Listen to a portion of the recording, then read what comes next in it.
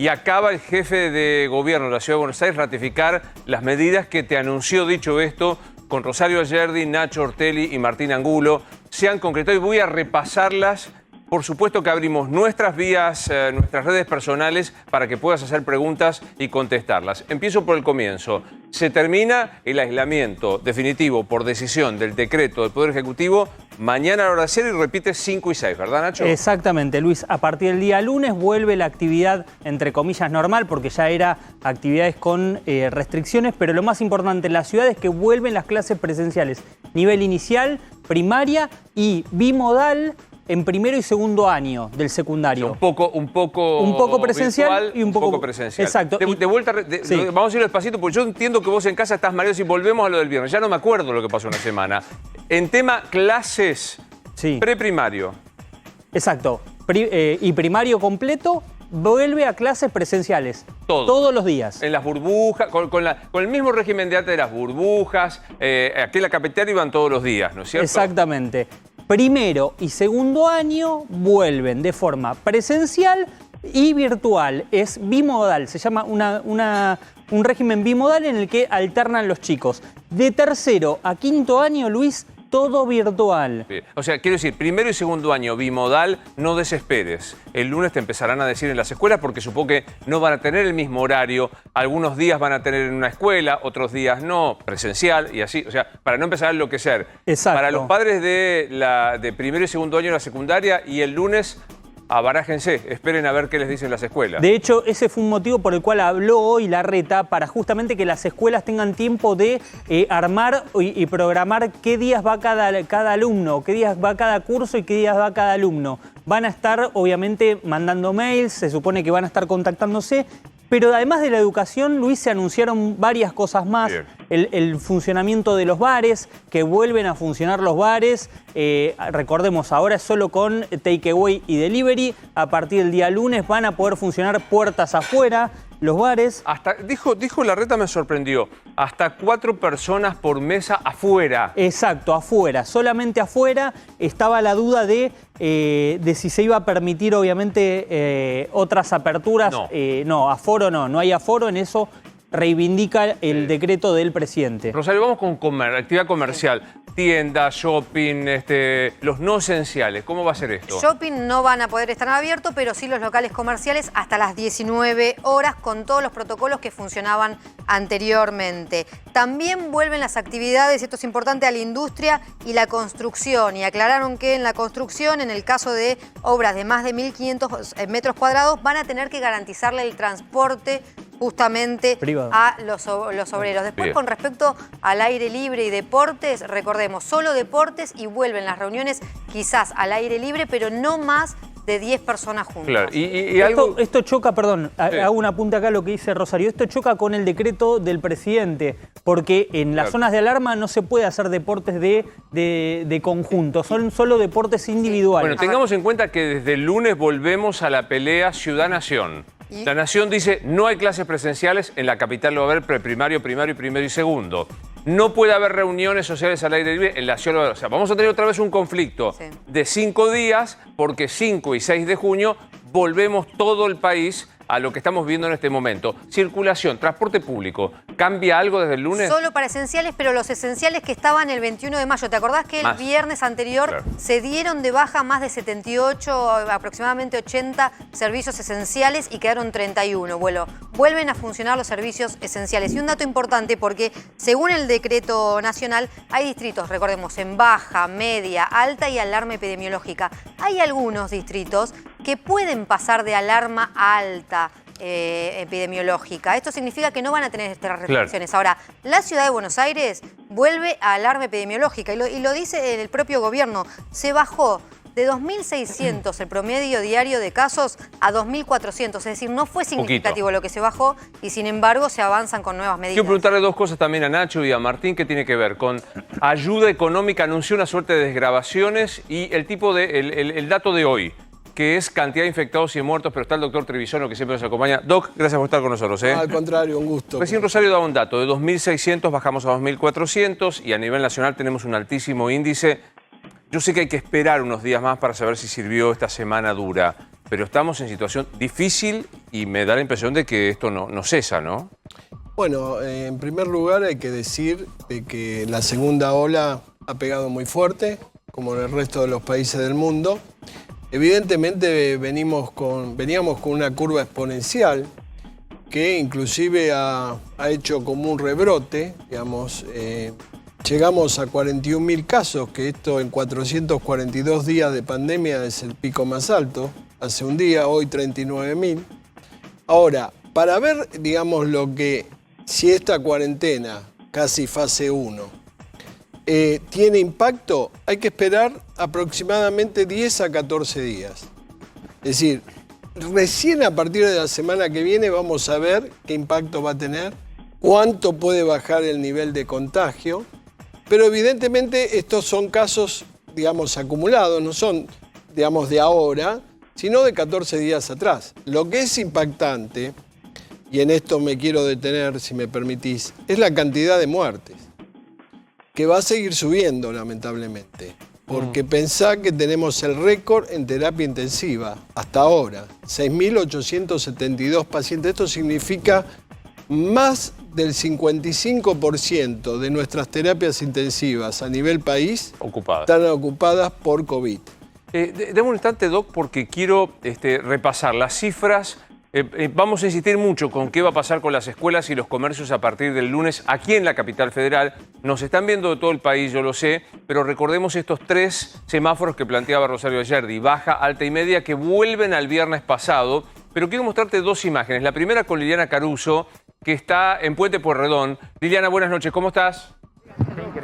Hola, buenas noches, Luis. Aquí estamos en el Puente Pueyrredón. Hay fluidez ahora en el tránsito, pero claro, el tránsito que no cesa. A las 6:30 de la tarde tenías que hacer el recorrido de la autopista 9 de Julio Sur hasta llegar aquí al Puente Pueyrredón. ¿Sabés cuánto tardabas, Luis, desde la avenida San Juan hasta este puesto de control?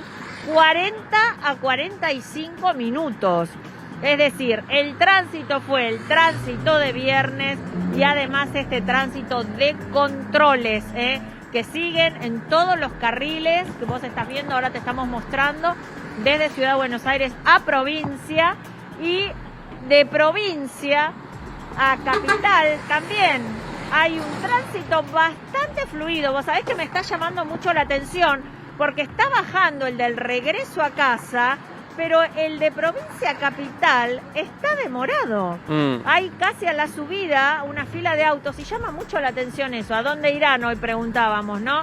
Pero bueno, la cuestión es que hay muchos camiones que siguen circulando también, Luis.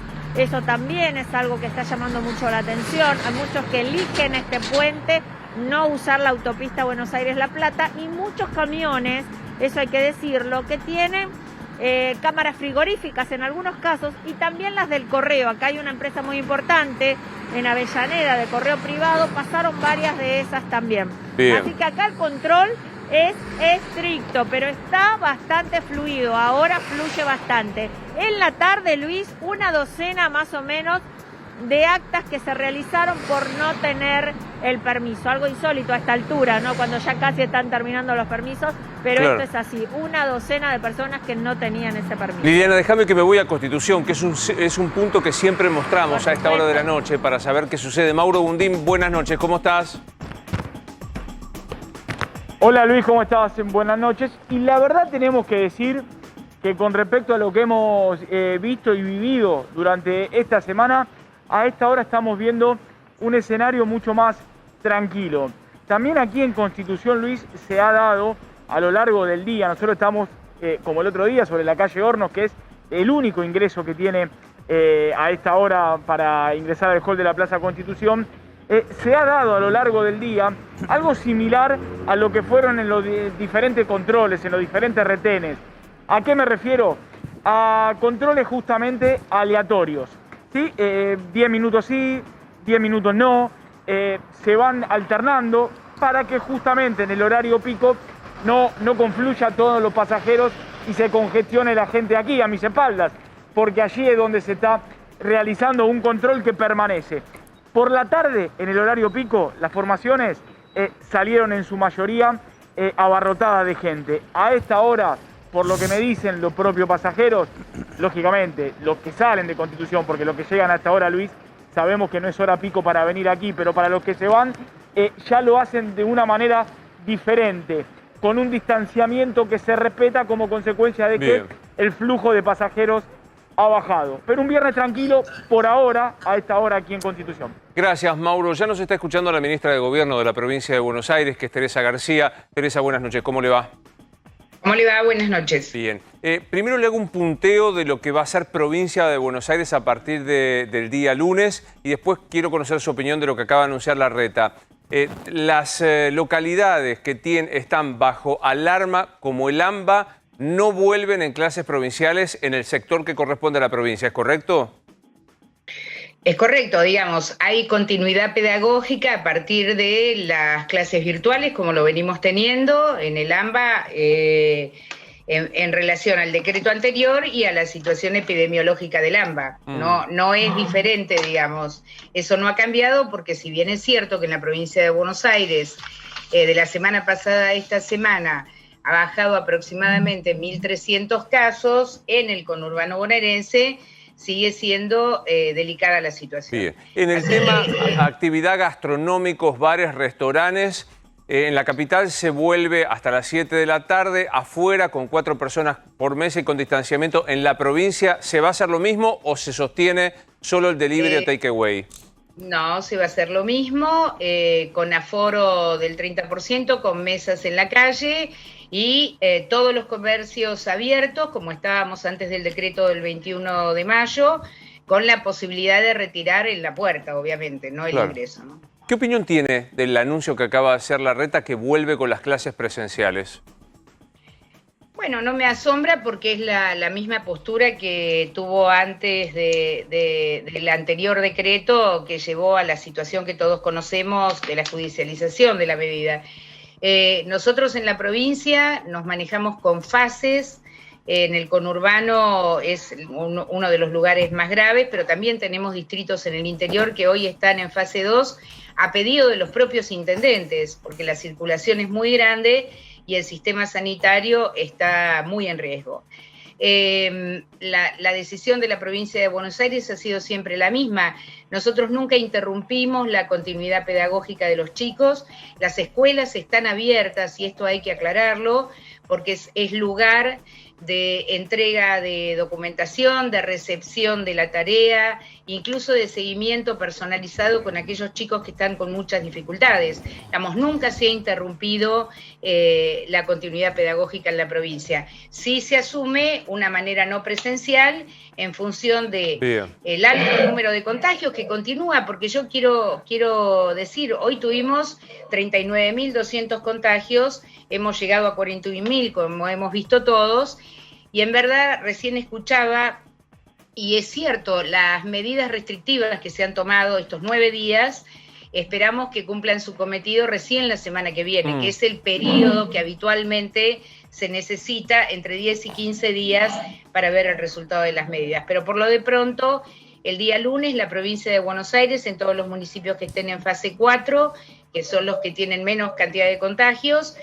van a volver las clases presenciales y en los distritos que están en riesgo continuaremos con el modo virtual. Sí, Martín. Ministra, estamos casi terminando esta etapa más dura de la cuarentena y quería preguntarle qué evaluación hace respecto de cómo se cumplió, cómo no se cumplió en la provincia de Buenos Aires esta semana de confinamiento más estricto. Bueno, primero le diría que Dios lo escuche y esperemos que esta sea la última etapa más dura de esta cuarentena, esperemos para todos. Nosotros hemos visto que hubo acompañamiento de la ciudadanía, de los habitantes de la provincia de Buenos Aires, mucha responsabilidad en muchas áreas que en etapas anteriores no hubo.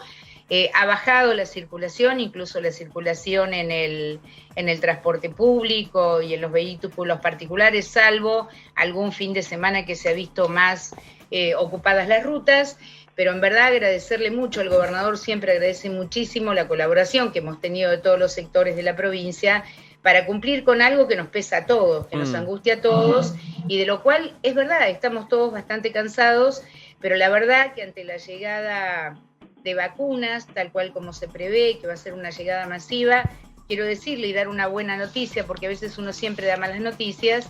Quiero dar la buena noticia que hoy se han distribuido en la provincia de Buenos Aires cerca de 450.000 turnos, y esperamos aumentar mucho el número de turnos en función de la llegada de vacunas. Sí, Rosario. Sí, hoy se dio una fuerte discusión con intendentes de Juntos por el Cambio que le piden al gobernador que baje los impuestos para no ahogar las industrias. Le contestó el titular de ARBA, Cristian Girard, que fueron los que más hicieron, pero le pregunto por esta disputa política que se da, si es más política que económica. Bueno, mire, con algunos intendentes de Juntos por el Cambio, que no quiero ni mencionar, pero digamos, la hemos tenido desde el principio de la cuarentena ya por marzo del año pasado. Siempre, y a pesar de las medidas que se tomen, siempre hay una voz discordante con respecto a algunas cosas. También quiero decir algo, el gobernador lo anunció en la anteúltima conferencia de prensa, se han tomado muchas medidas económicas para mitigar el golpe en la provincia de Buenos Aires. La provincia anunció hace 15 días que no se retienen ingresos brutos de julio a septiembre a bares, a restaurantes, a teatros, jardines maternales, cines, digamos, a todos los sectores que se ven más perjudicados. Se ha establecido un plan de pago para la regularización de deudas impositivas, se suspenden los embargos judiciales de junio a agosto, hay ampliación del programa Preservar Trabajo, que elimina la incompatibilidad con los ATP, digamos, hay una enorme cantidad de medidas que ha tomado el gobierno provincial y las ha anunciado Kicillof en función de mitigar el daño con los distintos sectores afectados. Siempre va a haber alguien que no está de acuerdo, siempre habrá algún intendente de la oposición que además, por las características socioeconómicas de su distrito, se ve enormemente favorecido, son distritos de alta recaudación, levantan la voz para hacer alguna queja. La verdad es que debo decir que con enorme responsabilidad Kicillof y todo su gobierno han atendido a cada uno de los sectores que se ha visto afectado. Sí, Nacho. Sí, ministra, usted dice que no le asombra la postura de Larreta, la reapertura de clases, pero ¿cómo describiría el trabajo con Larreta en los últimos meses? ¿Ha colaborado? ¿Cree usted que ha estado, digamos, acorde a lo que pretendía el gobierno nacional y ustedes desde la provincia, o que ha incumplido? A ver, para nosotros un decreto de necesidad y urgencia tiene valor de ley. Digamos, un decreto es una ley que luego se ve refrendado en el Congreso. Nosotros hemos cumplido y acompañado todos los decretos del gobierno nacional porque creemos que los toma en función de la emergencia. Esto es necesidad y urgencia y en verdad estamos en una emergencia. A nadie se le ocurre que el gobierno nacional o Alberto Fernández vaya a tomar decisiones para afectar por gusto, digamos, a los distintos sectores o a la sociedad. Los toma porque hay una mirada epidemiológica sobre el momento que estamos viviendo. Y además porque la discusión no es educativa, no lo es, como no lo es definitivamente con respecto a otros sectores, por ejemplo, la actividad productiva. La discusión de fondo, por lo que se toman estas medidas, es eminentemente sanitaria. Lo que se está tratando es de que pare la circulación, que deje de crecer el virus y que resista el sistema sanitario. En función de eso, el gobierno nacional establece una mínima que es los decretos que ha pronunciado. De ahí en más le da atribuciones a las provincias, a las jurisdicciones, para que puedan tomar medidas más extremas, si así lo consideraran. Incluso hay provincias que tomaron medidas más extremas. Bueno, si hay una jurisdicción que en algún momento no ha tomado las medidas que dictaba el decreto, e incluso las ha judicializado, mire, yo siempre digo lo mismo, lo que gana es la verdad, es el imperio de la realidad, lo que ha sucedido después de eso, ¿no? A mí me gustaría que viera, Teresa, un análisis que trae Rosario ayer, que tiene que ver con la preocupación por el tema de los más jóvenes en la provincia de Buenos Aires, que analiza qué cosa, Rosario. Sí, porque lo que está pasando y lo que están viendo es que avanza la vacunación, incluso se piensa en vacunar a partir del 15 de junio a gente de 18 a 45 años con comorbilidades, y la preocupación es porque los jóvenes no se están inscribiendo para la vacunación. En la actualidad hay 7.200.000 personas vacunadas, 300.000 personas inscriptas en la provincia de Buenos Aires, pero hay más de 2 millones sub 30 que no lo hicieron. Esto es porque no descreen de la vacunación y también porque la veían lejana. la vacunación. Bueno, hay una fuerte preocupación justamente y va a avanzar una campaña para los jóvenes para que se inscriban. ¿Por qué? Porque las vacunas están llegando, incluso mañana van a anunciar un número récord de turnos y lo que están viendo es que justamente esto, los jóvenes no se están inscribiendo en la provincia de Buenos Aires, también a nivel nacional, para recibir esta vacuna. Porque corregime, Rosario, en la provincia se puede anotar todo mayor de 18 años, aunque no es como en la ciudad que solo te habilita por segmentos de edad, ¿no? En la actualidad lo que se está vacunando es 40 años hacia arriba con comorbilidades, pero desde diciembre se pueden inscribir los mayores de 18 años y hay 7.300.000 personas inscritas. En realidad hay 5 millones de personas que todavía no se inscribieron y el mayor porcentaje es lo de los jóvenes. ¿Les preocupa esta baja de inscripción de los jóvenes, ministra? Mire, nosotros empezamos, como bien dice Rosario, a inscribir desde el mes de diciembre a la totalidad de la población que tuviera voluntad de vacunarse, porque usted sabe muy bien que la vacuna necesita consentimiento de quien la vaya a recibir. La verdad que fue creciendo notablemente, exponencialmente la inscripción día a día.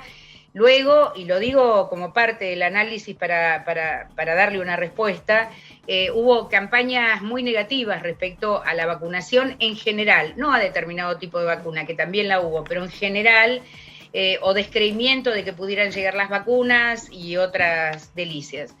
Y la verdad que esto, obviamente, hay sectores en los que hace que entre la campaña muy negativa y lo que bien dijo Rosario, también la lejanía del horizonte de vacunación, porque en enero nadie imaginaba que en el mes de junio íbamos a tener una llegada masiva de vacunas. Haya hecho que quizás muchos chicos, muchos jóvenes, que además creen esta cosa que tiene la juventud, bueno, soy joven, se mueren los viejos, así que el gobernador ha determinado también comenzar nuevamente a insistir con la campaña de inscripción, distrito por distrito, localmente, y obviamente en una campaña en los medios, para que todo el mundo se inscriba, porque nos va a asistir la llegada en la cantidad de vacunas, y es muy bueno el análisis que hizo Rosario en función del cuadro. Hoy ya estamos en 40 con enfermedades preexistentes, y el doctor Goyan, bien lo ha dicho, estima que para mitad de junio en adelante comencemos con el resto de la población. Gracias, ministra, por haber estado con nosotros, No, a usted. Hasta luego. La impresión que yo tengo, Doc, es que hay conciencia de la gravedad de esta segunda ola, que se sabe que quedarse en casa ayuda, pero por necesidad económica, por abuso de la cuarentena el año pasado o por otro motivo, hay gente que decide arriesgar su vida para poder sobrevivir. Bueno, a ver, en realidad vos le tenés que dar al tratamiento de la pandemia una mirada integral de la salud.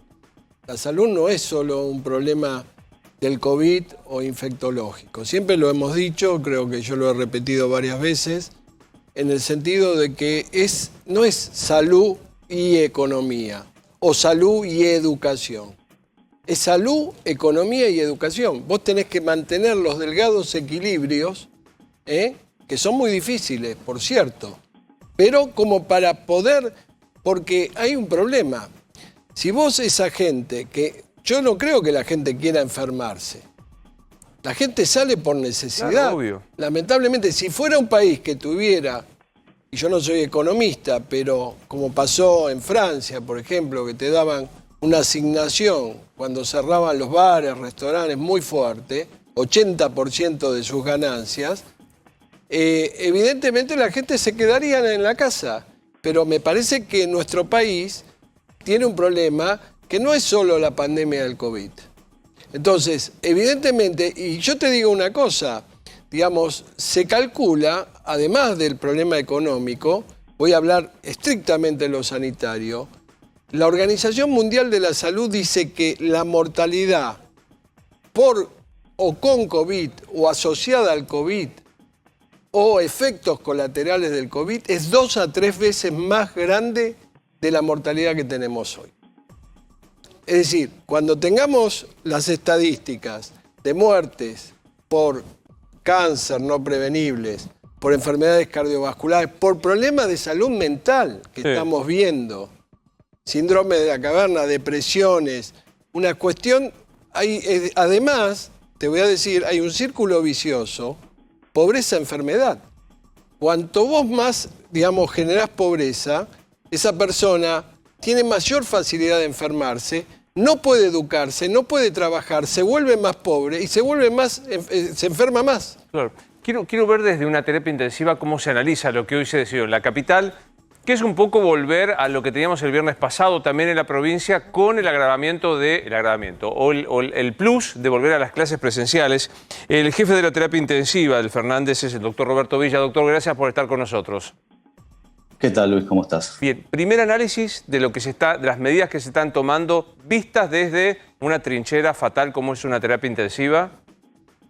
En realidad lo que hace el gobierno de la ciudad toma las decisiones en función de la evidencia.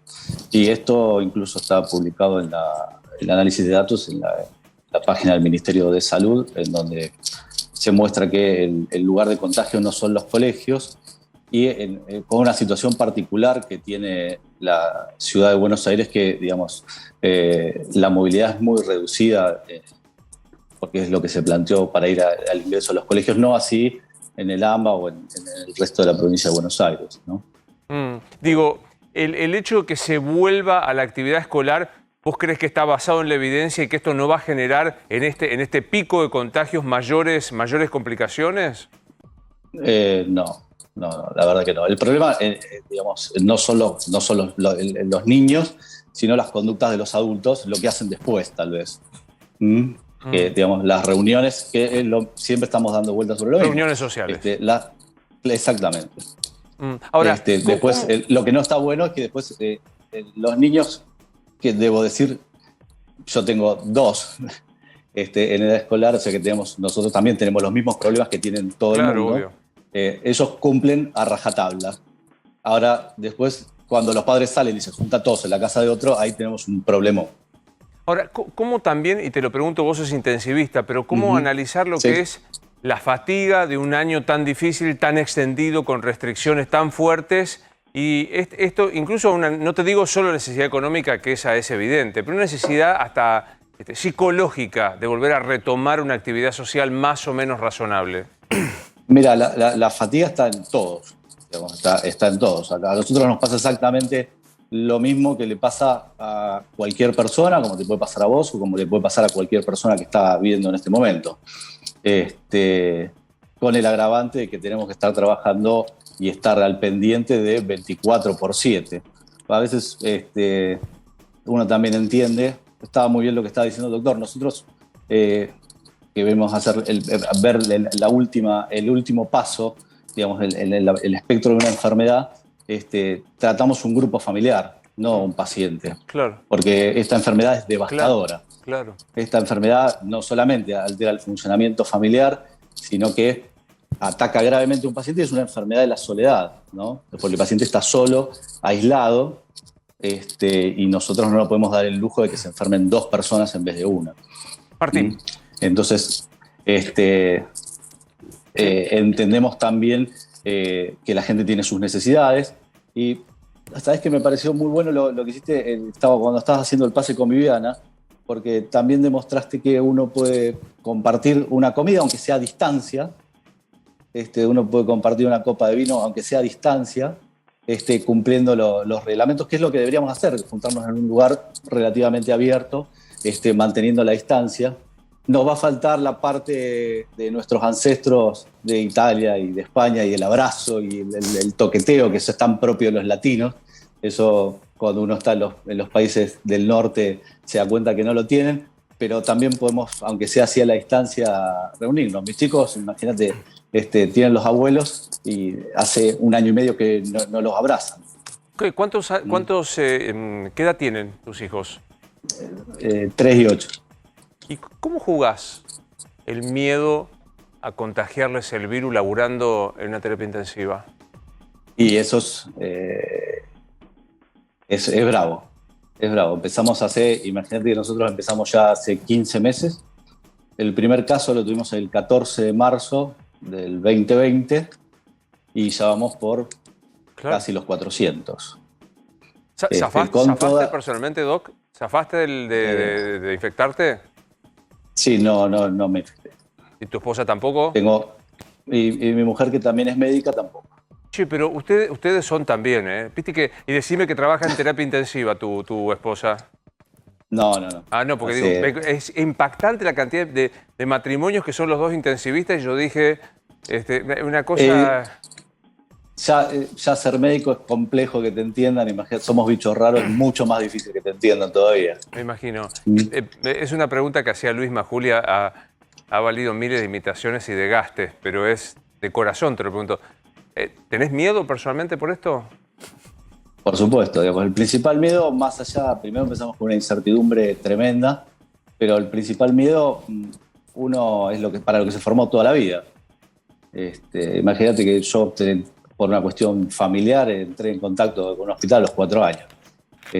Pero ahí te empezás ya cuando tenés tus chicos y tu familia, y te empezás a replantear las cosas desde otro lado. Lo mismo que me pasa a mí, le pasa a todo el personal que trabajamos juntos. Obvio. Trabajamos con una cantidad de gente. Uno dice, bueno, terapia intensiva. Trabajamos con una cantidad de enfermeros, de médicos, de kinesiólogos. Para atender un paciente de las características que tienen los enfermos COVID, hace falta mucha gente. Me impacta mucho esta frase, que un médico se prepara para convivir y combatir el miedo. Viste que hay yo trato de graficarlo como una doble película psicótica. Me escribo del lado de los psicóticos. Los de a pie, que dicen, bueno, ya qué sé yo, bueno, que venga. Y ustedes que ven la película del otro lado, con los pacientes a los que no les fue o quizás les va la vida. Y hay como que no van en el mismo carril estas dos películas. Lo que pasa es que tenés que aprender a vivir con el miedo y manejarlo. Lo que no te puede pasar es que te domine el pánico, porque ahí te paralizás y no sabes lo que tienes que hacer. Nosotros trabajamos con el miedo, sí, claro, todos los días, y tenemos que manejarlo. Y imagínate que la gente nos confía a nosotros lo más preciado que tiene, que muchas veces se da cuenta en ese momento, que es la vida de tu ser querido. Nosotros trabajamos con primos, hermanos, abuelos, tíos, que con esta enfermedad, que ya te digo, es devastadora, terminan aislados y solos. Y nosotros somos su único vínculo cuando se recuperan. Y en el proceso de recuperación. Sí, como todos sabemos, ustedes son multimillonarios, los médicos, y sobre todo si trabajan en hospitales públicos y todas esas cosas. Exactamente, por un magro sueldo de todos, de los enfermeros, de los médicos y de los kinesiólogos. Y el otro tema es, digamos, que no hay recambio. Nosotros estamos, que nuevamente, ¿viste? El que viene en el colectivo 2 horas a ganarse el mango dice, bueno, ¿saben? Los médicos dicen, están cansados. ¿Sabes? Estamos cansados porque el 25 de mayo a las 8 de la mañana, ¿sabes dónde estaba? En el Fernández. Y hace un año, el 25 de mayo del 2020, ¿sabes dónde estaba? En el Fernández. Y así como todos mis compañeros y todo el equipo de trabajo del cual formo parte. Entonces, y cuando te avisan, se enfermó tal, bueno, me tengo que ir al hospital porque lo tengo que cubrir. Somos siempre los mismos. Escúchame, Doc, Roberto, ¿cuántos años tenés? 48. ¿Y cuánto de médico? Demasiados. ¿Tenés ganas de mandar toda la mismísima? No, es lo que elegí hacer y lo elijo todos los días. Yo entro mañana, soy médico, me recibo y entro a laburar una terapia intensiva de un hospital público. No te quiero preguntar el sueldo, salvo que quieras decirlo. Pero entro a laburar yo como médico. ¿Cuánto gano? Eso es compleja la respuesta, porque como médico, primero no podés trabajar como intensivista. O sea, tenés que primero hacer la especialidad. O sea, saliste de la facultad, salís con el título muy contento bajo el brazo y de esto no podés trabajar. Primero tenés que hacer una especialidad clínica o hacer una residencia de terapia intensiva, lo cual te va a demorar primero hacer un año de clínica médica por lo menos y después 3-4 años de la especialidad. Así que después de todo ese esfuerzo, si todavía tu grado de demencia sigue intacto, vas a ganar un sueldo que te va a alcanzar justo para vivir. Contame, no sé qué pasó hoy con esa placa que se metió. Ahí está. Contame una semana tuya. ¿Cuántas horas estás en el hospital? ¿Cómo es de lunes? ¿Cuántos francos tenés por semana? Intentamos tener 1. O sea, de 7 días trabajás 6. Y entras intentamos tener Intentamos tener uno. Sí. ¿Y entras a qué hora y te vas a qué hora?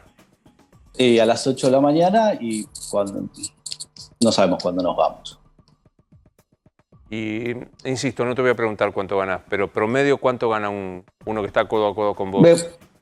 Un muchacho que hizo todas estas cosas, todos estos pasos, sí. 6 años de facultad, 1 año de ingreso, 4 años de especialidad y demás, puede andar en ronda entre 60 y 80 mil pesos, puede llegar a ganar. 60 a 80 mil mangos. A 80 mil pesos, sí. Bueno, ¿querés decir algo más, Doc? No, el reconocimiento para todos los que trabajan en el hospital, que es un grupo de gente fuera de lo común, son todos excepcionales, creo que están dentro de lo mejor del país, dentro de lo mejor de la terapia intensiva, que están haciendo un esfuerzo a destajo, estamos todos dando el 120% hace ya mucho tiempo. Y la verdad hay que sacarse el sombrero por todos. Ahora sí es la última.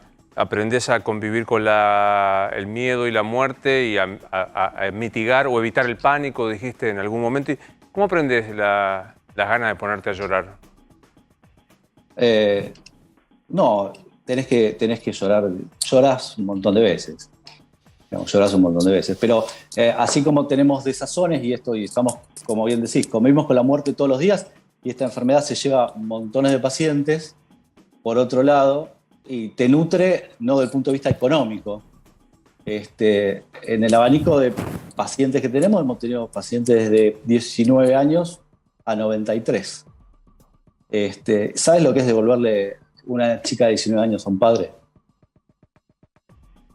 No me imagino. Doc, en vos... sí. En una situación de vida tremenda, que es el único familiar que tiene, que la crió como pudo y se la devolvimos caminando. Con eso creo que te nutrís, es lo que te da fuerza para salir adelante. Bueno, yo también soy gringo, vos creo que no sé si sos Villa o Villa español, en cualquier caso... Si un poco y un poco, hay un poco y un poco. Bueno, nos cruzaríamos y nos pegaríamos un abrazo, así que en nombre del programa un abrazo a vos y a toda la gente ahí del Fernández. Dale, un abrazo para vos también. Dale. Tengo que preguntar por las clases y todas estas cosas. ¿Alguien quiere decir algo de esto? A mí me impacta mucho. Es el día a día que quien no está ahí no lo vive, que nosotros no lo vemos. No. Podemos contar los números del día, cuántos acumulados hay en la semana, en el mes, en el año, pero vivir el día a día de la manera que te lo cuenta, como lo contó hoy Roberto, te deja... Y nosotros nos ocupamos si Cafiero llamó a Felipe Miguel y que... Luis, si me permitís, yo soy también del hospital público, me inicié y todo lo que estaba contando realmente lo he vivido con 37 años de profesión, desde perro de guardia hasta ir con la ambulancia a las villas, bueno, lo que fuera. Me tocó la pandemia de gripe A, pero me parece que esto que dice, digamos que ya no alcanza con el aplauso. Me parece que la pandemia vamos a tener que pensar seriamente qué sistema de salud necesitamos, porque esto lamentablemente no va a ser la última pandemia. Para que te voy a dar un dato. Normalmente la idea era que había que achicar camas. ¿Entendés? Ahora, normalmente lo que tenemos que hacer es trabajar con las universidades para formar más especialistas. No puede ser que en la Argentina tengamos nada más que 1.200 intensivistas. Claro. Entonces, primero, vamos a tener que ver qué personal o qué médico, cómo incentivamos estas camas especializadas. Si cada vez vamos a tener que tener... La Argentina, de 160.000 camas que tiene en el país, el sistema, tenía menos del 5%, 8.000 camas tenía. Se subió a 12.000. Pero hoy no tenemos todavía ni el 10 ni el 15% que deberíamos tener. Y en la ciudad se aumentó a 550 camas las terapias intensivas, porque no, estoy hablando del sector público nada más, ¿no es cierto? Y quiero decir algo más, que normalmente el sistema colapsaba sin COVID. Imagínate ahora. Claro, es decir, colapsaba todos los inviernos sin COVID. Entonces, esto merece un gran debate de la necesidad de una reforma sanitaria en serio. Total. Bueno, déjame preguntarle a Nacho el tema de las escuelas. Vamos a repasar un poco, me parece que a esta altura, porque yo viste que empezar, como el viernes pasado. ¿Te acordás lo que pasó el viernes pasado? ¿Qué sé yo lo que pasó? Repasemos las medidas de la Ciudad de Buenos Aires. Bueno, Luis, en principio, nivel inicial, esto es jardín de infante y primaria, vuelven clases presenciales en todos los colegios de la Ciudad de Buenos Aires y solamente presenciales. Después, primero y segundo año del secundario vuelven en formato bimodal. Por un lado presenciales, por otro lado de forma virtual. Y de tercero hasta quinto / sexto año, hay algunos colegios que tienen sexto año, vuelven de forma virtual. Van a dar clases de manera virtual, ni siquiera de forma presencial algunos días, como en algunos casos sucede con primero y segundo año. Esto fue una decisión del jefe de gobierno que avanzó pese a el pedido de la Casa Rosada de mantener la suspensión hasta el día 11 de junio, avanza con el regreso a clases. Bueno, vamos a conversar con Tomás Abraham, uno de los filósofos más conocidos y queridos de nuestro país. Tomás, buenas noches, soy Luis, ¿cómo andás? ¿Cómo estás, Luis? Bien. Bueno, felicitaciones por tu nuevo libro, del que hablaremos enseguida. Casi inevitable que te pregunte, que nos ayudes a pensar si es que se puede en este marco general del mundo y después escuchar a un médico como el que escuchábamos recién de la terapia intensiva atendiendo los casos de COVID. En lo personal, primero, ¿qué te pasa?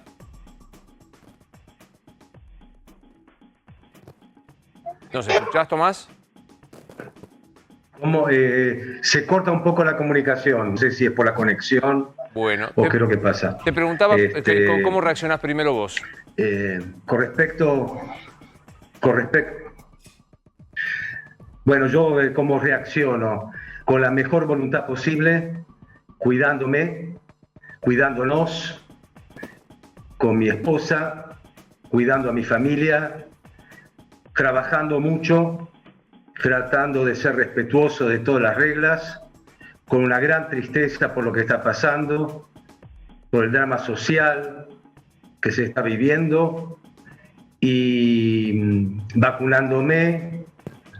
Ya me he vacunado 2 veces y bueno, pensando que realmente la situación es tan grave, No vamos a...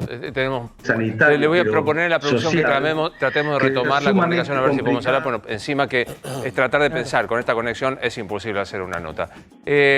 Están preguntando respecto de la actividad comercial. Me parece bueno que la repasemos, por favor. Bueno, la actividad comercial, los bares y restaurantes vuelven a lo que ocurría hasta el día viernes, vuelven a atender hasta las 19, pero afuera de los locales. Actualmente, recordemos, no se puede atender ni siquiera afuera, no se pueden sentar. Las personas van a poder volver a sentarse, no solamente el takeaway y el delivery, pero hasta las 19. De las 19 horas en adelante, solo en formato delivery, Luis. Bien, y respecto de lo que son los viajes en el transporte público, porque hoy veíamos en Constitución, hay mucha gente, no da la impresión que sean todos esenciales y esenciales reducidos, porque a partir del viernes pasado se tomó la decisión de bajar las actividades. Volvemos al viernes pasado, lo cual vamos a ver los hacinamientos en trenes y en el transporte público otra vez, ¿no? Totalmente, Luis, porque se pasa una etapa en la que no se piden la aplicación Cuidar para circular por la calle y vuelve a acceder solo al transporte público los esenciales, pero un listado muy amplio de esenciales que obviamente va a tener en cuenta, no va a tener en cuenta, por ejemplo, empleadas domésticas, que si vos tenés una empleada doméstica le tenés que garantizar que se traslade en un remis. Lo mismo, como decía Rosario, en las obras en construcción hasta de más de 1.500 metros cuadrados van a tener que garantizar el transporte privado y en distintas, pero obviamente en distintos accesos de la Ciudad de Buenos Aires y también en las estaciones cabeceras se va a volver a ver aglomeración de gente, porque si se veía en estos días que era muy reducida la cantidad de gente, imagínate cuando se habilite todo. Gabriel Prosperi, buenas noches, ¿dónde estás?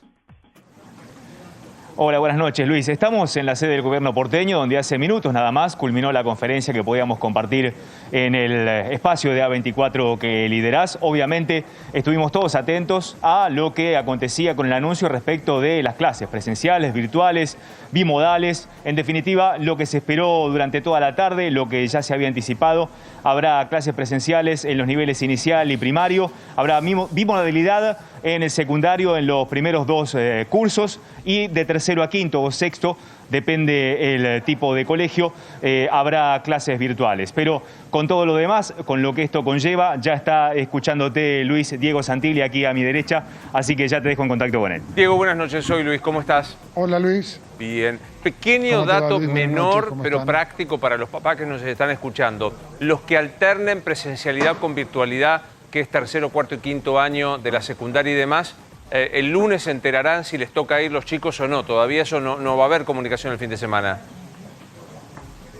Es primero y segundo año del secundario. El que alterna es el primero y segundo año. Tercero, cuarto, quinto y sexto, virtualidad del secundario. Primero y segundo año, bimodalidad, una parte virtual, una parte presencial. Eso lo definen las escuelas y los directores, que ya la ministra está en diálogo con ellos. Bien, a partir del lunes se les comunicará, o sea que el lunes calma. Digo, que no vaya todo el mundo a las escuelas, porque a lo mejor un alumno de primero y segundo año no corresponde ese día que vaya presencialmente. Sí, ya están trabajando el Ministerio de Educación con las directores, con las directoras y se van a poner y lo van a ordenar rápidamente. ¿Formalmente le comunicaron al Gobierno Nacional que vuelven ustedes con la presencialidad frente al hecho de que la Nación no quiere que esto suceda? Siempre dialogamos nosotros, Luis, siempre mantenemos un diálogo, nos ponemos de acuerdo en casi todo. Algunas cosas tenemos una visión nuestra y la seguimos sosteniendo, pero sí, dialogamos, por supuesto. ¿Temen que vuelva a judicializarse la posibilidad de la presencialidad en preprimario, primario y primero y segundo? No, yo creo que es importante que todos entendemos la prioridad de lo que es la educación, los chicos que son los que más necesitan la presencialidad, aunque todos lo necesitan, pero son los chicos que todavía necesitan ese acompañamiento, que necesitan el estar al lado de uno y la presencialidad, el cara a cara es importante, así que para nosotros es una prioridad y esperemos que no, seguir trabajando como lo tenemos que hacer todos los días y cuidándonos, que es lo más importante. Santilli, desde el entorno de Trota, en este cruce que hay entre el Gobierno Nacional y la ciudad, dicen que Acuña no le comunicó a Trota esta noticia, no sé si usted se lo habrá hecho o el jefe de gabinete se lo habrá hecho llegar al jefe de gabinete nacional, le pregunto por eso, pero también la semana que viene la idea del oficialismo es aprobar la ley epidemiológica. Yo hablé con el Gobierno Nacional. Bien. Yo hablé con el Gobierno Nacional. Bien. Y la otra consulta era, la semana que viene se va a tratar la ley epidemiológica o ley de superpoderes, como la llama la oposición. ¿Qué va a pasar con el gobierno de la ciudad? Ustedes ya fueron a la justicia para reclamar las clases presenciales. Con una ley que los indique como alarma epidemiológica a la capital federal, ¿van a adoptar las medidas de suspensión de clases presenciales? Nosotros tenemos una visión y un planteamiento que ya hemos hecho y la Corte Suprema también ha sido contundente en la materia. Yo creo que tenemos que intentar poder salir por un largo rato en nuestro país de las puntas o los extremos. Para nosotros es prioridad y tenemos una visión como gobierno de la ciudad, que nos toca gestionar nuestra ciudad, donde entendemos cuál es la realidad que tiene la ciudad de Buenos Aires y cómo la podemos llevar adelante y por qué tomamos estas medidas. Cuando usted me pregunta sobre la educación primaria, mire, la ciudad de Buenos Aires define las vacantes de la educación primaria, las define en función, uno de los puntos centrales es en función de la cercanía. Entonces no hay una circulación que tenga que ser en transporte público, sino lo hace de cercanía a la escuela, distintos en el secundario. Por eso tomamos las decisiones que tomamos, por eso tenemos, cada una de las provincias de nuestro país tiene su autonomía, por eso la Ciudad de Buenos Aires, por ejemplo, tiene una economía de consumo o de servicios, a diferencia de otras provincias tiene una economía más industrial. Bueno, esas son las diferencias que tienen cada una de nuestras jurisdicciones en el país y nosotros aplicamos esa visión, ese trabajo que tenemos cotidiano, hay que salir para mí hay que salir de estas discusiones. ¿Qué pasa si nosotros tenemos que dar clases? La prioridad es que los chicos vayan a la escuela, que generar trabajo, cuidar a las personas, evitar los contagios, todo lo que estamos haciendo integralmente en esos 4 pilares que mencionó Quirós y Horacio hoy en la conferencia. Sí. Diego, a partir de 2 consultas, a partir de lo que va a pasar el lunes, que sobre todo te quiero preguntar por un sector que es el personal doméstico, que siempre hay muchas consultas respecto de si son esenciales, no son esenciales, pueden usar el transporte público o no. ¿Qué va a pasar con el personal doméstico a partir del lunes? Y también te consulto si a partir del lunes se levantan todos los controles en los accesos a la ciudad de Buenos Aires con la provincia, o si van a seguir como se vieron estos días. El decreto de necesidad de urgencia del Gobierno Nacional establece qué trabajadores pueden utilizar el transporte público, porque es allí donde es un ambiente cerrado, donde hay mayor probabilidad de contagio. Entonces, siguen siendo los esenciales los que pueden usar el transporte público, siguen siendo los esenciales, los de la industria de la alimentación, los de la industria, los de la salud, los de la seguridad. Todo lo que tiene que ver con esencial es el transporte público. Nosotros hemos dispuesto, por ejemplo, para la construcción, con obras de más de 1.500 metros cuadrados que tengan que ir obligatoriamente con transporte privado. Entonces, todo eso sigue sosteniéndose en el marco del decreto de necesidad de urgencia que sigue vigente. La segunda pregunta era, ¿qué pasa con los controles? Sí, van a seguir. Los controles no van a ser de la misma manera que son ahora. Obviamente nosotros tenemos que trabajar en el control de 20 a 6 de la mañana, de 20 horas a 6 a.m., que en donde ahí disponemos diferentes tipos de controles en diferentes situaciones, pero no van a ser de la misma manera claramente como ahora, con 71 ingresos y egresos cerrados, con otros con un control diferente. Definitivamente va a cambiar a partir del lunes, va a ser de otra manera. Seguramente tenemos algunos cierres que vamos disponiendo en la nocturnidad, pero no de la misma manera que lo tenés hasta ahora, con 71 ingresos y egresos de la ciudad cerrados. ¿Hubo un contacto entre el presidente y el jefe de gobierno o usted mismo, Santilli, por el tema de las clases presenciales? En el gobierno contaban que se analizaba hacerle un llamado a la ciudad para pedirle que estire la suspensión de clases hasta el 11 de junio. Si hubo ese contacto, ¿y cómo cree que va a seguir el vínculo con el gobierno nacional? Porque hay mucho enojo del otro lado. Tenemos que poder seguir trabajando. Acá no se trata de amigos o enemigos, Acá se trata de poder tener puntos de vista diferentes en los que tenemos que encontrar un trabajo encomunado, sobre todo porque seguimos en pandemia, sobre todo porque tenemos que vacunar mucho más, sobre todo porque tenemos que seguir testeando, rastreando y evitando más contagios, o donde haya un contagio tratar de rápidamente aislarlo, sobre todo porque tenemos que recuperar el trabajo de la gente, la economía y la educación. Son todos los temas que tenemos que trabajar. Pero entonces, no hablaron, no le pidieron. Yo hablé con el jefe de gabinete. Sí. Yo hablé con el jefe de gabinete de la Nación, con Santiago Cafiero, le conté cuál era nuestra visión, donde íbamos a acompañar la visión del DNU, del decreto de necesidad de urgencia. De hecho, la ciudad tiene algunas restricciones mayores al DNU, por ejemplo, los profesionales, que son una gran cantidad de trabajadores en la ciudad de Buenos Aires, contadores, abogados y diferentes estudios que tiene la ciudad de Buenos Aires, donde vamos a seguir con la situación de remoto, o sea, un trabajo remoto, virtual, para evitar las grandes movilidades. Entonces, la ciudad acompaña en un montón de situaciones y le hemos planteado que vamos a seguir con la educación. Pensando en la cantidad de contagios que hasta ahora, es verdad, no se puede analizar el efecto de este martillazo que se ha dado, pero corregime, Rosario, pasaron en la ciudad de Buenos Aires de 2.600 a 2.400, números redondos. Si se sostuvieran estos 2.400, ¿está en condiciones el sistema de salud, particularmente las terapias intensivas, de seguir sosteniendo esta cantidad de infectados? Mira, Luis, nosotros hoy estamos en el 77% de ocupación de cama de terapia intensiva en el subsector público y en el 84-85% en el subsector 85% en el subsector privado. Obviamente lo que todos deseamos es vacunar mucho y que bajen los casos. Eso es lo que estamos haciendo. Por el momento el sistema está funcionando de la manera que lo ves, pero esto es día a día, semana a semana y con un trabajo muy intenso. Y depende mucho también de todos nosotros, ¿Cuál va a ser el nivel de desarrollo de la enfermedad para que se piense en el cierre total de la presencialidad de las escuelas? ¿Qué debería pasar? A ver, lo pregunto de esta manera. ¿Qué debería pasar para que esto sucediese? Debería pasar que todas las variables, tanto de contagios, como vos bien decías, pasó de 2.600 promedio, el promedio móvil, de 2.600 pasó a 2.400, que se vaya hacia arriba, que el R se multiplique hacia arriba. En este caso el R pasó de 1,07 a 0,97. No alcanza, tenemos que seguir haciéndolo descender y varias variables. Pero también es muy importante, de confirmarse las 2 millones de vacunas que estarían llegando, es muy importante porque nosotros ya podríamos abrir a todo el resto de los sectores. Hoy hemos anunciado la vacunación de 45 a 54 años, porque la de 55 a 60 ya está, para los grupos estratégicos, pero también para las personas con enfermedades preexistentes.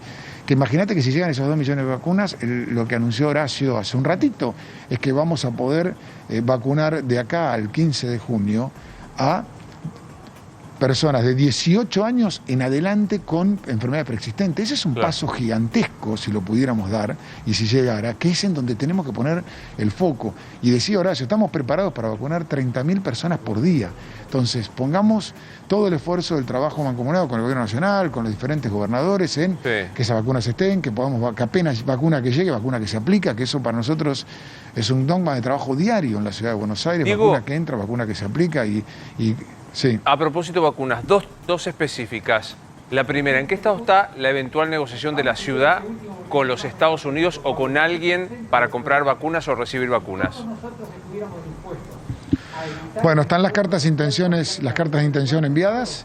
Estamos esperando la respuesta de ellas, a partir de lo cual poder comunicar alguna noticia importante, por decirlo de alguna manera, una noticia que nos dé alegría, pero estamos trabajando.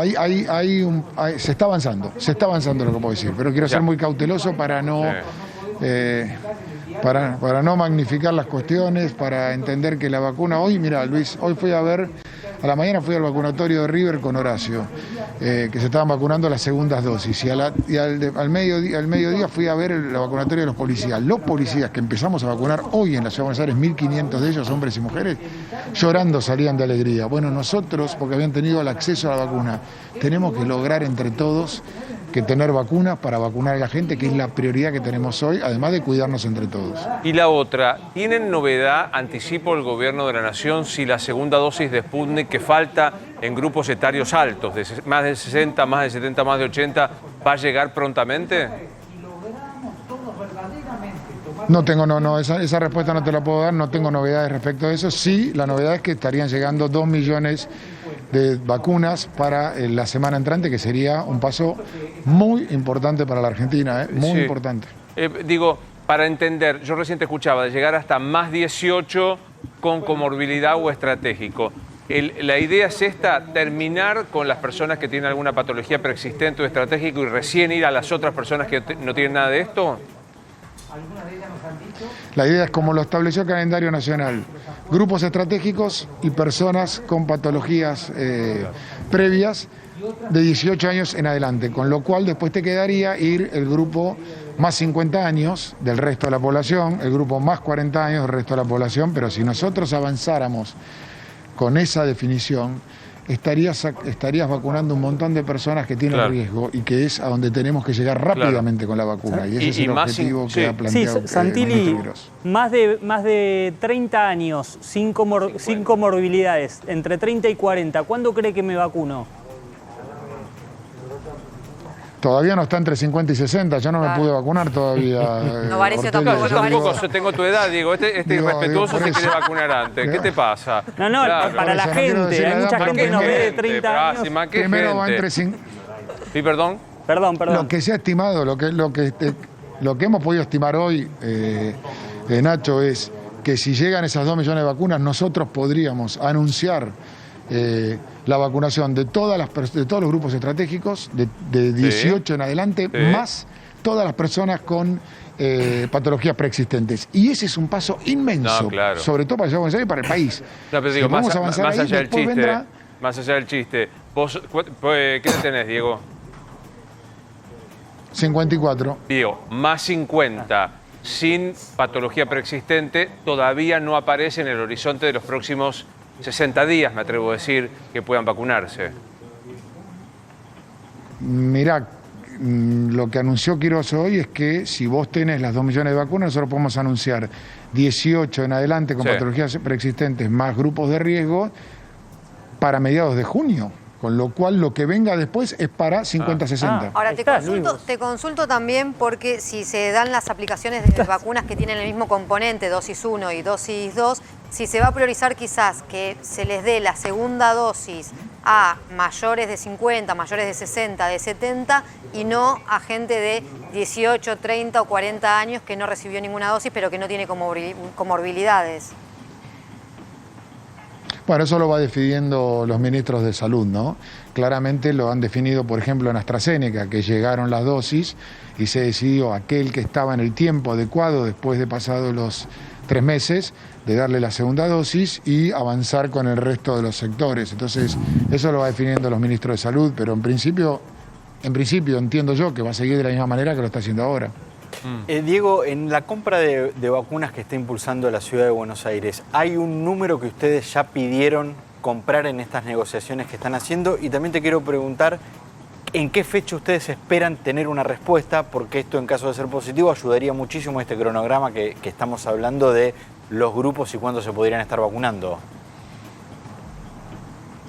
Sí, claro, es muy importante. Ojalá tuviéramos una respuesta rápida. Yo creo que hay una situación positiva, por decirlo de alguna manera, pero seamos cautelosos. Y hemos pedido, depende de los casos, en un caso hemos pedido 1 millón de vacunas. Ese es el número más o menos que nosotros hemos pedido en cada una de las alternativas que hemos presentado. ¿Que son cuántas? ¿Cuántas alternativas? 3.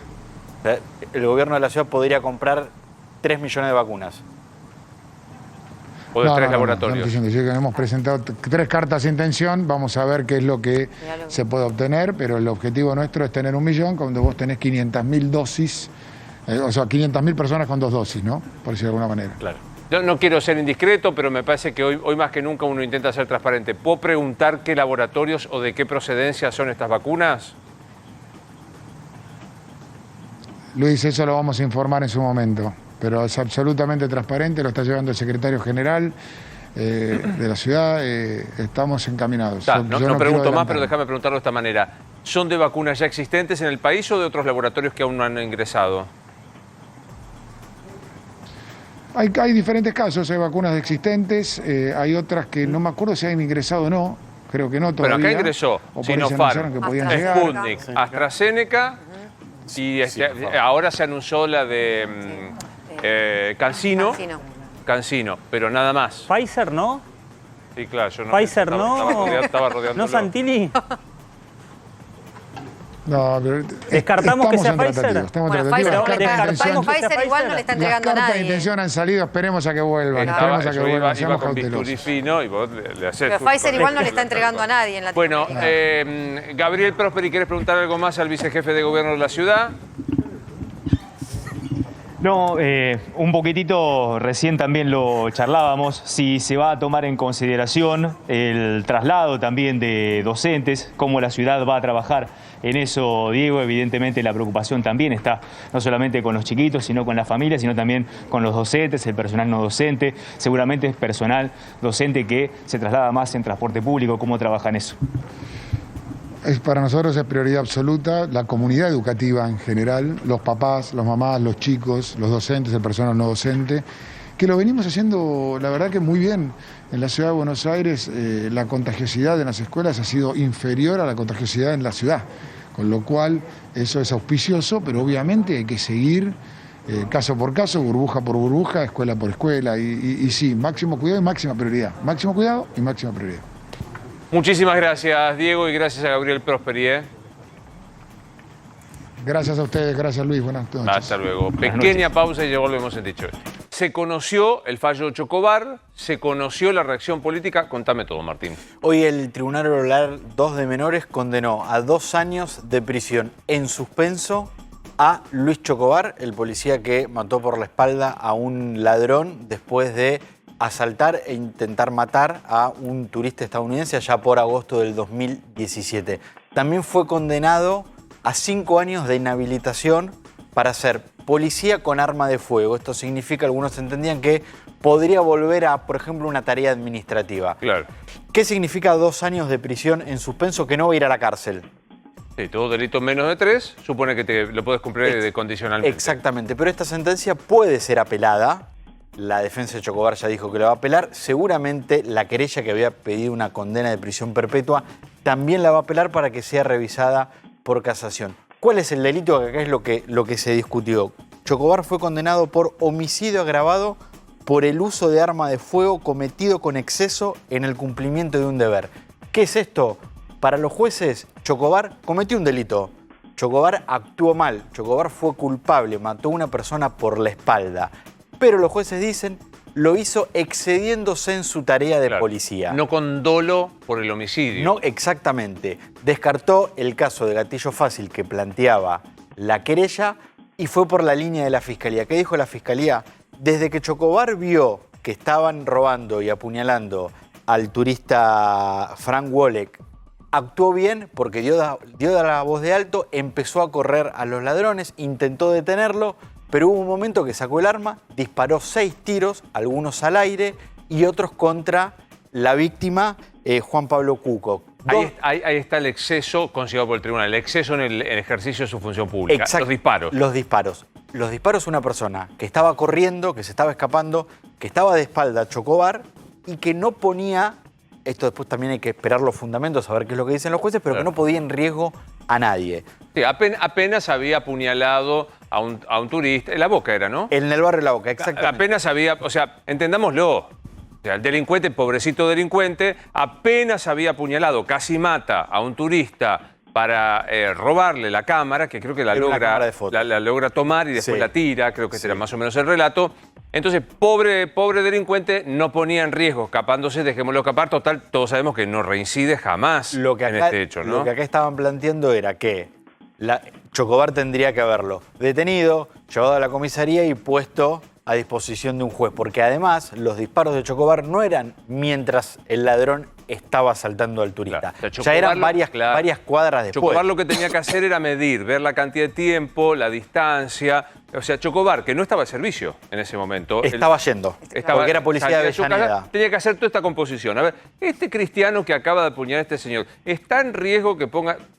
Yo, la verdad, hubo un tuit de Macri, ahora quiero escucharlos a todos. Hubo un tuit de Macri hoy sobre este particular que decía esencialmente: de día triste para la justicia argentina, que hoy condenó al policía Luis Chocobar por cumplir su tarea de proteger las relaciones de los delincuentes. También creo que Patricia Bullrich. Sí, de hecho, Patricia Bullrich estuvo hoy en los tribunales de Comodoro Pi, que fue donde se dio el veredicto, para apoyar a Chocobar. ¿Por qué este caso es tan importante? Porque justamente cuando ocurrió, Chocobar fue recibido en la Casa de Gobierno por Patricia Bullrich, entonces ministra de Seguridad, y por Mauricio Macri, presidente de la Nación, que desde entonces lo apoyaron constantemente en su actuación. Y acá se planteaba, ¿estaba bien lo que se llamó la doctrina Chocobar, cuando un policía mata por la espalda a otra persona que, más allá de que había cometido un delito y que estaba cometiendo un delito gravísimo como darle 9 puñaladas a una persona? Sí. Lo que acá se discutió es... No, 9 puñaladas. Apenas. No, fueron 9 puñaladas. Aparte nunca reinciden. Era un buen tipo. Claro. Bueno, pero, ¿estaba solo el delincuente? No.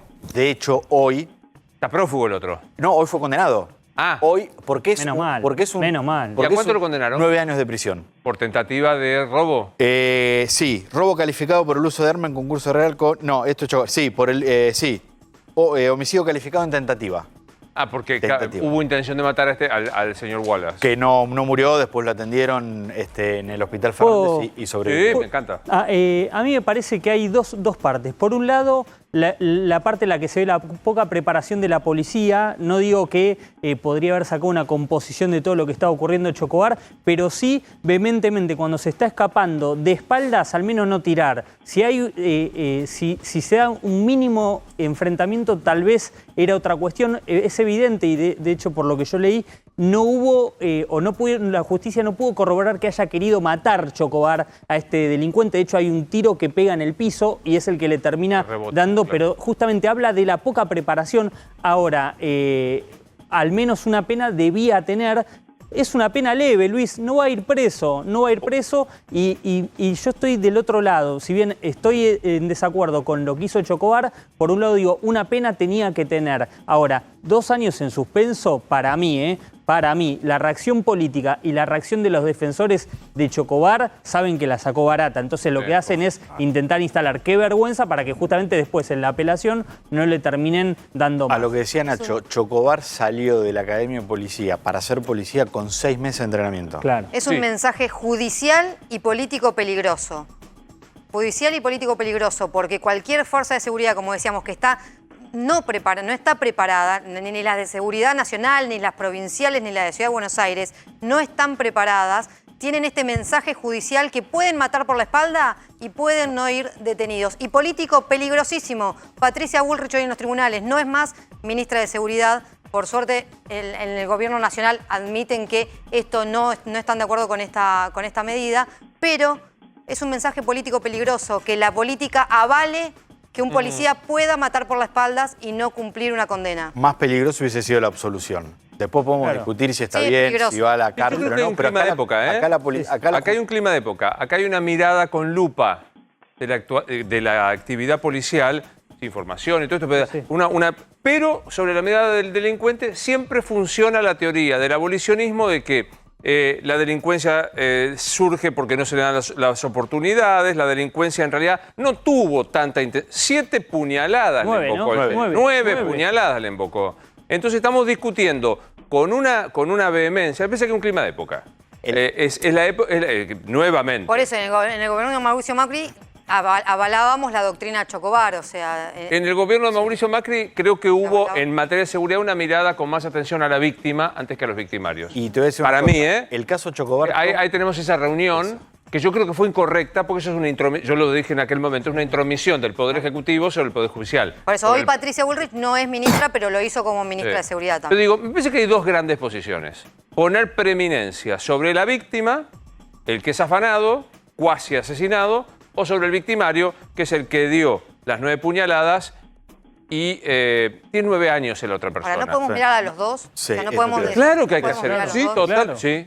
En eso, solo en eso en toda la vida estoy de acuerdo con el caso Chocobar tuvo trascendencia por esa foto que veíamos con Macri y con Patricia Bullrich. Pero hay casos muchísimo más graves que el de Chocobar, de estrictos casos de gatillo fácil en Ciudad de Buenos Aires, provincia de Buenos Aires, Martín, está bien, toda la fuerza de seguridad del país. Es gente que le pagamos 2 mangos, le exigimos como si fueran el FBI y después obviamente ¿están preparados? No. Ahora, si vos a un tipo le pagás y lo preparás y de alguna manera lo acompañás psicológicamente y ese tipo no trabaja 16 horas y trabaja 8, vos le podés exigir un poco más. Sí. Este tipo, Chocobar, estaba fuera de servicio y tuvo la vocación. Yo dudo que en el futuro, y estoy en desacuerdo con lo que hizo Chocobar, quiero dejarlo en claro, yo dudo que el día de mañana un policía fuera de servicio como Chocobar diga voy a intervenir. ¿Por qué? Porque mirá si después en el forcejeo Nacho, se me escapa un tiro y termino perdiendo. Pero tampoco un policía que está en un lugar de un acto delictivo como esto,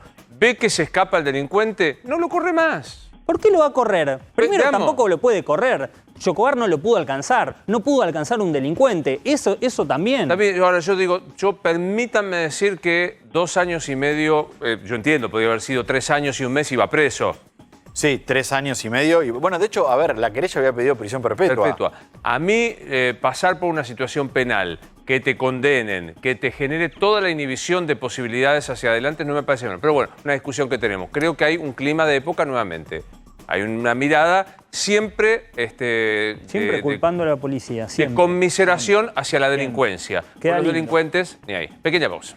Al único que me atrevo a pedirle un consejo en esta coyuntura es al doctor Trivisono. ¿Qué hacer para tratar de sobrevivir económicamente, sobrevivir psicológicamente y cuidarnos?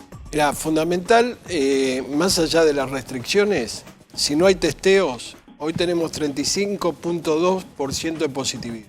Es decir, que hay que hacer 300 a 400.000 testeos diarios. Que llegue urgentemente las vacunas, porque el 30% de las muertes que tuvimos son evitables. El 2020, el coronavirus o el COVID-19 era una enfermedad que no tenía no solo cura, sino había prevención. Hoy es una enfermedad infectocontagiosa que es inmunoprevenible.